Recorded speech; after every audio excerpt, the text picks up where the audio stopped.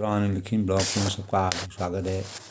सबके मंगल भविष्य की कामना के साथ आज प्रेरणादायक विषय में दोस्तों समय की गति और समय की गति का क्या स्वरूप है और हमारे जीवन में समय आता है और चला जाता है, लेकिन उस समय की पराकाष्ठा, उसका चक्रव्यूह किस प्रकार से, जैसे नया वर्ष का प्रवेश हुआ, नए वर्ष में अनेक प्रकार के त्यौहार होते हैं और प्रत्येक के लिए वर्षगांठ मनाई जाती है। परिवार में नए सदस्य के आगमन जैसे अवसर संबंधी और आवासीय परिवेश को संवारने के लिए, पुनर्व्यवस्थित करने के लिए, पुनर्संरक्षित करने के लिए अनेक कारण बनते हैं और समय की गति परिवर्तित होती रहती है। समय हमेशा एक समान नहीं रहता है और जिस प्रकार मानव जीवन में निरंतर परिवर्तन होता रहा, उसी प्रकार समय भी परिवर्तित होता रहा। समय की गति नहीं होती है क्योंकि समय चलता नहीं है। समय लौकिक आयाम के जरिए हमारी गति का वर्णन करता है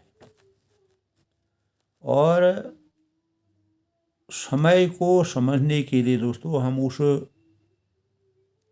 सतत परिवर्तन को समझना हमें अनिवार्य, अपने जीवन को सतत परिवर्तन को समझना होगा, जिससे समय के प्रवाह में जो भ्रम पैदा होते हैं और समय की गति के कैसे हमको दिखाई देती है, इसका मापन किसी दूसरी गति से तुलना करके किया जा सकता है।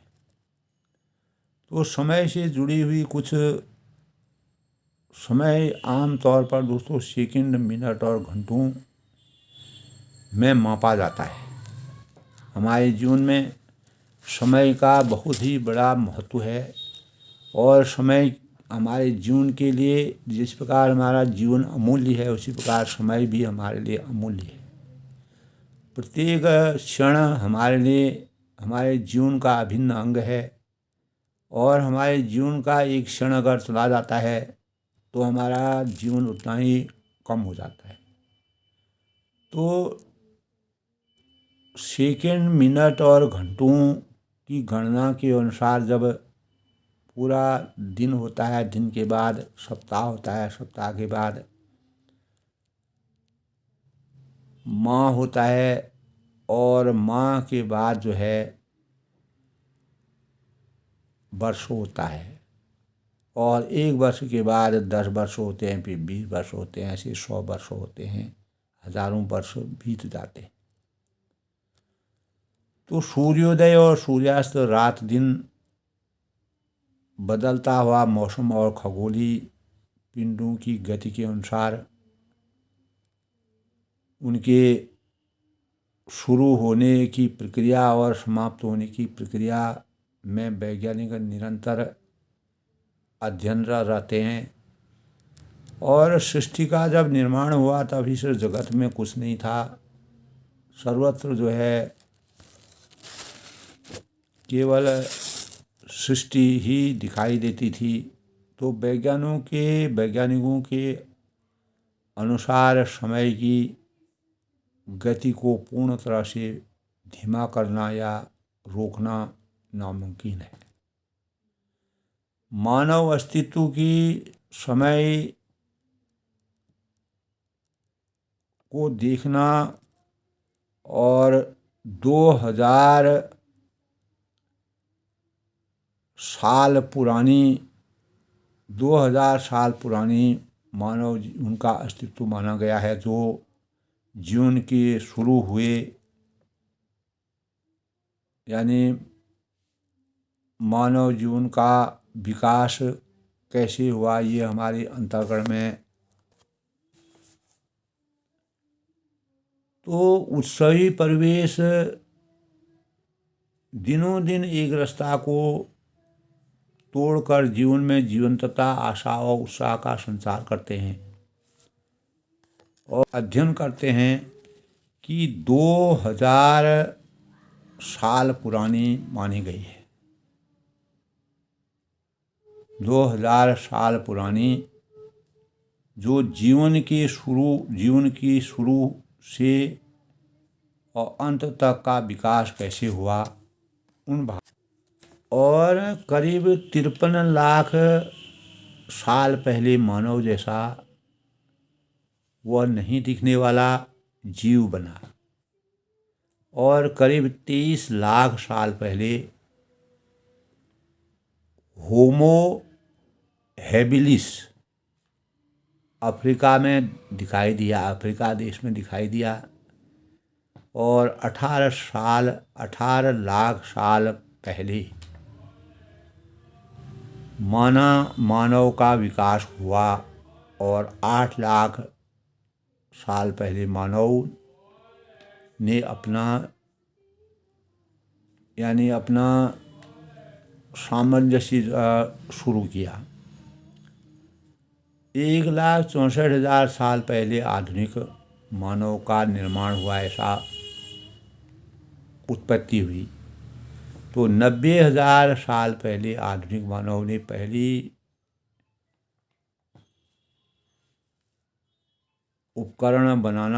अपने मानव उपकरण बनाना शुरू किया, और करीब 12,000 साल पहले मानव ने भोजन उत्पादन शुरू किया, क्योंकि खाने की वस्तुओं का उत्पादन शुरू किया। और जैसे पशु हैं, पौधे हैं, अनेक प्रकार के जंतु हैं कि विकास और उनके विकास के प्रयास के लिए एक प्रकार का नियंत्रण विश्लेषण किया और उसको सीखा, जिससे हम खेती और पशुपालन का कार्य मानव ने किया। तो समय के अनुसार मानव कैसे आगे बढ़ा। मानव ने हजारों साल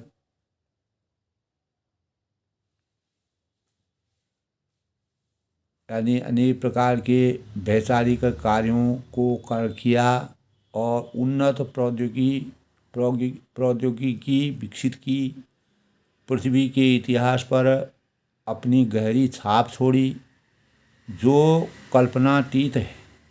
आज अगर हम उसको करते हैं, उसके विषय में सोचते हैं, तो हमारे मन में केवल कल्पना ही रह जाती है। 2 लाख साल पहले अफ्रीका का मानव का आधुनिक मानव मस्तिष्क की वृद्धि का केंद्रीकरण हुआ, यानी मस्तिष्क केंद्रित मानव हुआ। तो मानव का अस्तित्व 3 तत्वों पर विभाजित: शरीर, बुद्धि और हृदय। दूसरी तौर से हम सोचें तो कर्म, विचार और भाव है।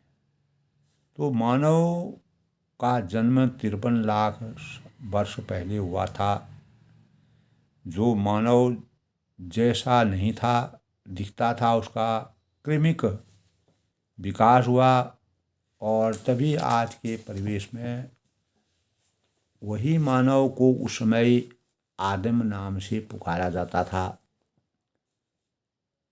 तो आनंद तो दोस्तों उस उल्लास और प्रसन्नता के आदान प्रदान के सिलसिले में है, जो आजीवन चलता रहे। तो मानव धीरे धीरे अपनी पराकाष्ठा को प्राप्त करते हुए अनेक प्रकार के भावनात्मक भावों का सृजन उसमें हुआ।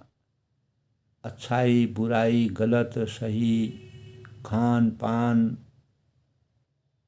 मान मर्यादा और जीवन शैली, मित्रता, मेरा तेरा, सुख दुख और अनेक प्रकार के रिश्ते नाते, ये सब जैसे जैसे समय की गति आगे बढ़ी, तो मानव का मानसिक विकास हुआ।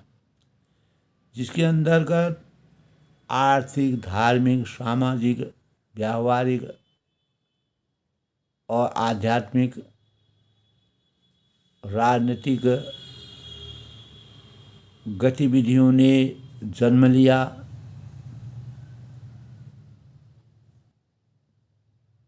तो उत्सवी परिकल्पनाएं हमारे अंतःकरण में विराजमान हुई।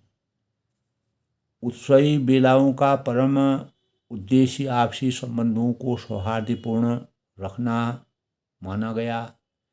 जो संबंधों की गरिमा को समझते और उन्हें निभाते हैं, उनके हृदय में सुख, शांति और संतुष्टि का वास रहता है।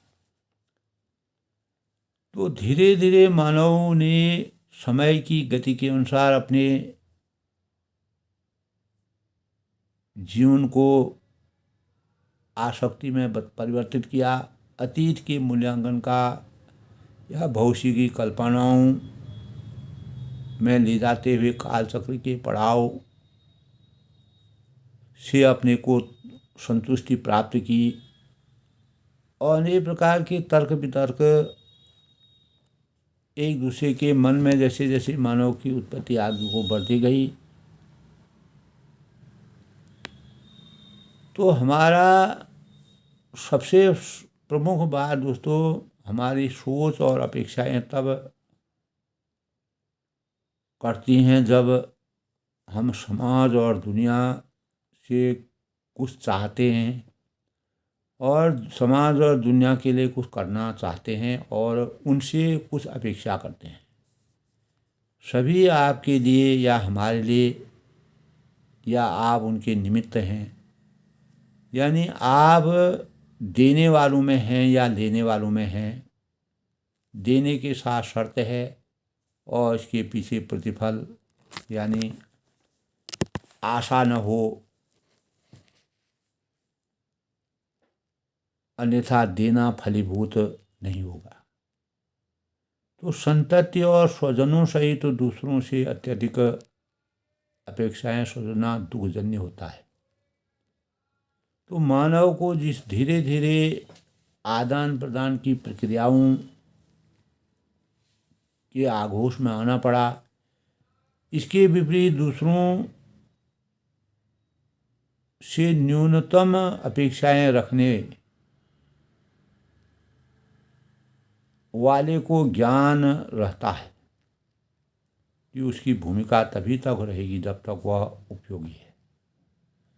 कर्मठ रहना, परिश्रमी रहना, कर्म में लीन रहना, वह अपना स्वभाव में इन बातों को अपने स्वभाव में चरितार्थ करना, एक सही मानव की पराकाष्ठा का परिमाप है। वह कहीं भी कर्तव्य निर्वहन के पीछे नहीं रहता और अंततः सुखद परिणति का अधिकारी बनता है। तो दूसरों के अधिकार और स्वयं के कर्तव्यों के प्रति वह सजग रहता है। दूसरों के प्रत्यक्ष मेलजोल का दुरुस्त संवाद बनाते हुए वह स्वस्थ रहेगा, यह जानते हुए कि हमें शेष जीवन भविष्य में बिताना है। वह अतीत की उपलब्धियों की गणना नहीं करता बल्कि आगामी योजनाओं में व्यस्त रहता है। तो अतीत की उलझनों में कर्मवीर नहीं पड़ते हैं, वह हमेशा अपने कर्म पथ पर अनुरत रहते हैं और वह किसी प्रकार के भी उलझनों में अपने जीवन का समय बर्बाद नहीं करते हैं। तो अपने पास उसके बूते अभीष्ट प्राप्त करने के भावों का संचार करते हैं। यह धारण उसे सुनहरे भविष्य के प्रति आश्वस्त रहते हैं।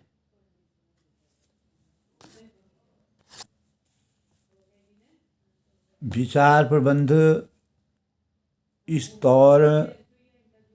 दौर में दोस्तों, अगर हम समय के साथ विचार प्रबंध करें तो अशांति और अनियंत्रित विचारों का प्रभाव सामान्य हो गया है। आज के परिवेश में हमारा मन बार बार अस्थिर हो जाता है और इस अस्थिरता का सबसे बड़ा कारण हमारे विचारों की अनियंत्रित धारा ही। और इन विचारों को शांत करने और मन को स्थिर बनाए रखने के लिए कुछ लोग प्रायः स्वयं को अत्यधिक व्यस्त रखने का प्रयास करते हैं। तो दोस्तों, यह प्रक्रिया कई बार प्रभावी होती है और परंतु इसके अपने सकारात्मक एवं नकारात्मक पहलू होते हैं। जैसे जैसे हम समय के साथ आगे बढ़ते हैं, मानव में अपने कर्तव्यों के निर्वहन के प्रति आसक्ति का ज्ञाता बना और अब मानव जो है विकसित श्रेणी में पहुंच चुका है। जब मन किसी समस्या, आकांक्षा या दुख में फंसा होता है आज के परिवेश में, तो वह बार बार उसी पर विचार करता है, मंथन करता है। यानी वह ओवर थिंकिंग करता है, यानी ज़्यादा सोच समझ उसकी अंतःकरण में आती है। जैसे जैसे आस्थाएँ, अपेक्षाएँ और भाव बढ़ते हैं, विकास के परिमाप के अनुसार उसके मस्तिष्क का ज्ञान भी बढ़ता है। तो यह स्थिति न केवल मानसिक तनाव को बढ़ाता है, बल्कि व्यक्ति का, अगर हम ओवरलोडिंग, अपने किसी अनियंत्रित अवस्था में हम पहुंचते हैं, तो समय की गति के अनुसार हमें अपने अनुकूल बनाना, परिस्थिति जन्य बनाना, मानसिक तनाव को स्थिरता में बढ़ाए रखने के लिए व्यक्ति की रचनात्मक और निर्णय लेने की क्षमता पर नकारात्मक प्रभाव डालती है। तो ऐसे में व्यक्ति स्वयं को व्यस्त रखते हुए अपने विचारों को नियंत्रित करने की कोशिश प्रत्येक मानव को करनी चाहिए। राष्ट्रपिता महात्मा गांधी ने दोस्तों कहा था कि हमारे विचार, आपके विचार ही आपके शब्द बनते हैं। तो समय के अनुकूल हमारे जिस प्रकार के विचार होते हैं उसी के अनुसार हम आगे को बढ़ते हैं। यानी हमारे शब्द, हमारे कर्म की पराकाष्ठा हमको आगे बढ़ाती है। कर्म हमारा भविष्य का निर्माण करती है। इसीलिए समय के साथ कर्म प्रधान विश्व रचराखा, जो जस करें तस फल चाखा। कर्मण्येवाधिकारस्तु मा फलेषु कदाचन। अपने विचारों को शुद्ध और शांत रखने का प्रयास करना चाहिए। तो स्वयं को किसी उपक्रम में व्यस्त रखना आज के समय की पराकाष्ठा यह है। आज के स्वयं की किसी उपक्रम से व्यस्त रखना, शामिल करना, उसमें सीमित रूप में कारगर उपाय हो सकता है। तो वह हमें हमारे नकारात्मक विचारों से दूर ले जाता है और हमारे समय और ऊर्जा की सकारात्मक गतिविधियों में अगर हमारा समय लगता है तो वह हमें जीवन के लिए कुशाग्र बनाता है। हालांकि सूक्ष्म रूप से अगर हम विचार करें तो अत्यधिक व्यस्तता की स्थिति से बचना भी आवश्यक है। यदि हम केवल काम में डूबे रहकर अपनी भावनाओं को अनदेखा करते हैं तो वह समस्या की स्थायी रूप से हल नहीं निकलता है, वह उसका वास्तविक हल नहीं है। तो प्रायः दोस्तों अगर हमको विचार करें, समीक्षा करें, तो वस्तुतः विचारों का सामना करना और समय के साथ चलना, मानव किस प्रकार से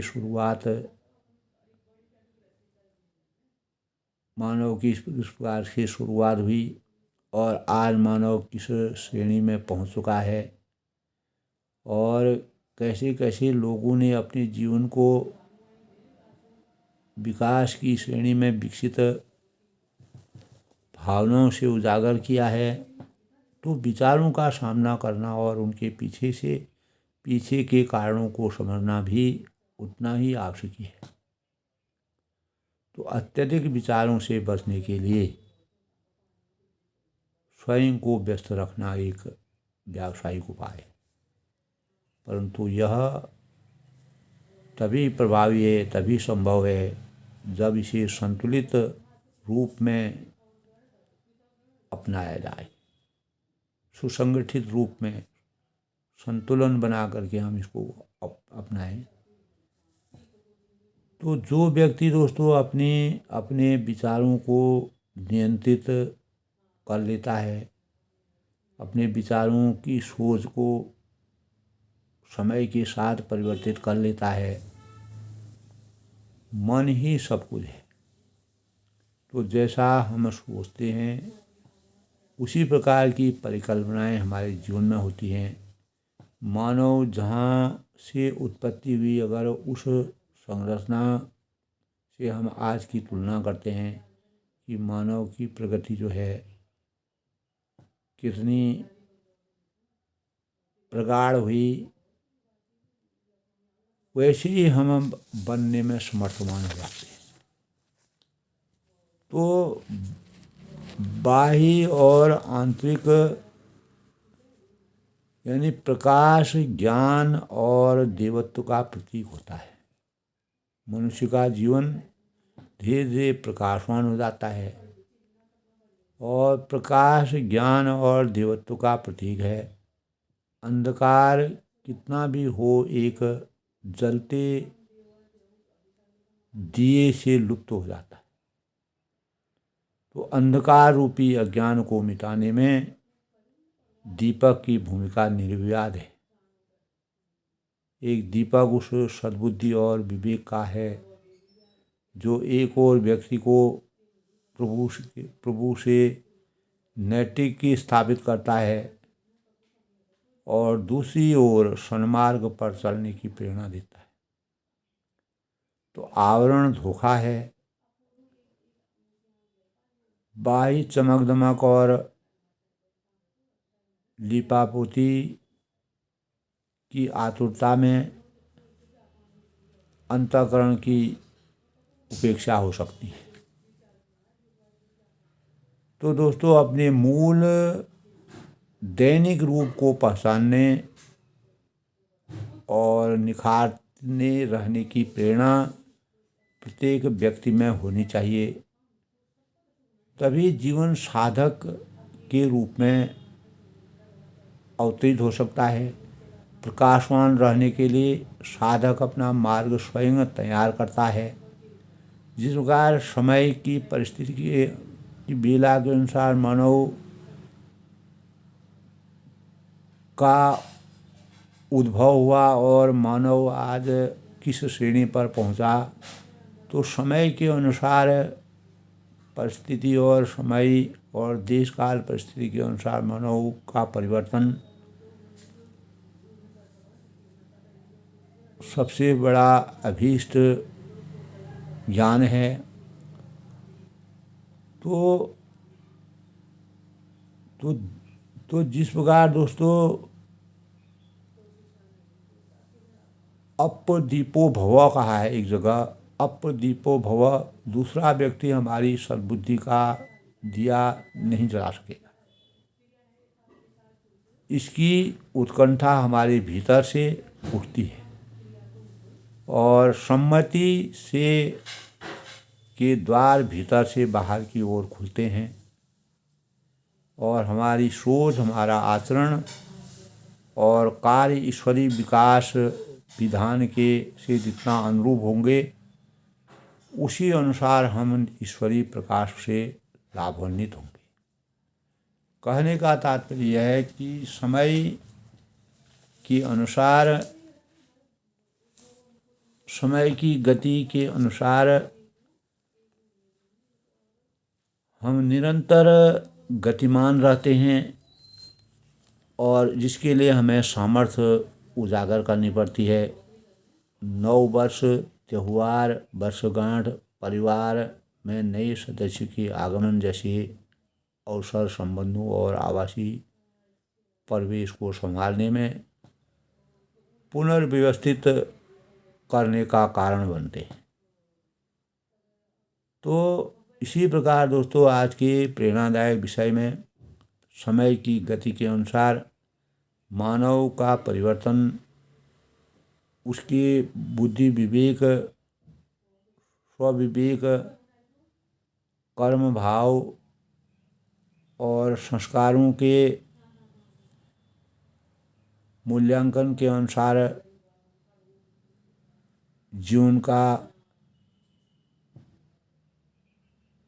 जीवन में सन्मार्ग की प्राप्ति होती है और हम समय के साथ अपने कार्यों को परिपूर्ण करने में सामर्थ्य प्रदान कर सकते हैं। तो सबके मंगल भविष्य की कामना के साथ दोस्तों, आज के प्रेरणादायक विषय में समय की गति हमारे जीवन की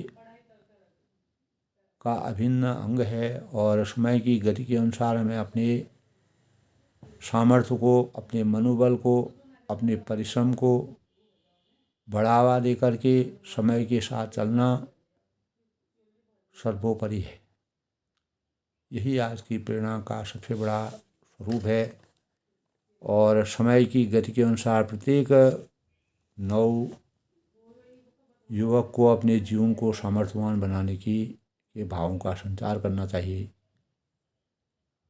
सबके मंगल भविष्य की कामना के साथ आज की प्रेरणादायक विचारों में मैं सबके मंगल जीवन की कामना करता हूँ। सब लोग सुखी रहें, खुश रहें, प्रसन्न रहें।